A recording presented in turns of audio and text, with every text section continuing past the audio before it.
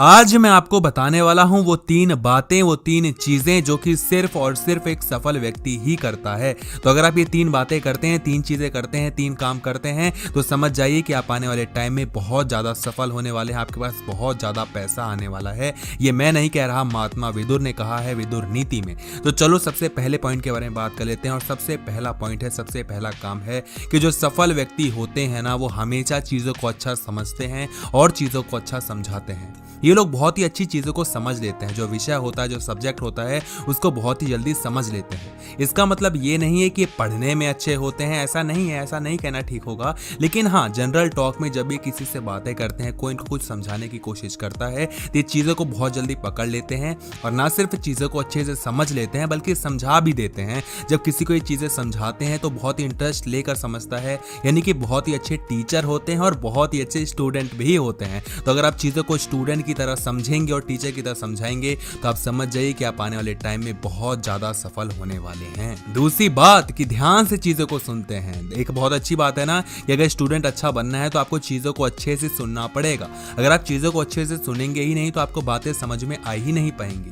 जो बुद्धिमान नहीं होते, जो मूर्ख होते हैं, उनकी सबसे बड़ी निशानी पता है क्या होती है? कि वो किसी की सुनना नहीं चाहते। उनको लगता है कि वही बुद्धिमान है, उन्हीं को सब कुछ आता है, वो उनको तो जरूरत है ही नहीं कुछ सुनने की, क्योंकि तो बिल्कुल पूर्ण बैठे हैं। तो ऐसे में क्या होता है, आप ज्ञान अर्जित कर ही नहीं पाते। अगर आपको ये लगने लग जाए कि आप बहुत ही ज्यादा बुद्धिमान हैं, तो आप समझिए कि आपसे बड़ा मूर्ख व्यक्ति कोई भी नहीं है। तो चीजों को समझना सीखिए, चीजों को सुनना सीखिए, एक बहुत ही अच्छे लिसनर बनिए। अगर आप श्रोता अच्छे नहीं बनेंगे तो आप वक्ता अच्छे बन ही नहीं सकते। अगर ग्रुप में आप हैं और कोई आपको कुछ समझाने की कोशिश कर रहा है, अगर आपकी गलतियां पकड़ रहा है, उसको करेक्ट कर रहा है, उसको सही कर रहा है, तो उसकी बातों को नम्र होकर सुनिए। वो आपके फायदे के लिए ही कर रहा है। हो सकता है कि अगर आज वो आपको अपनी गलतियां आपको ना बताता, आपकी गलती, तो कल को और भी बड़ा भुगताना हो सकता था। तो अच्छा है ना, उसने पहले ही बता दिया। और नंबर 3 बात जो सफल व्यक्ति होते हैं वो करते हैं कि खुद के बारे में ज्यादा सोचते हैं और दूसरों के बारे में बहुत ही कम सोचते हैं। ये नेगेटिव वे में नहीं कह रहा, दूसरों के बारे में कम सोचने से मेरा मतलब है कि चुगलियां नहीं करते।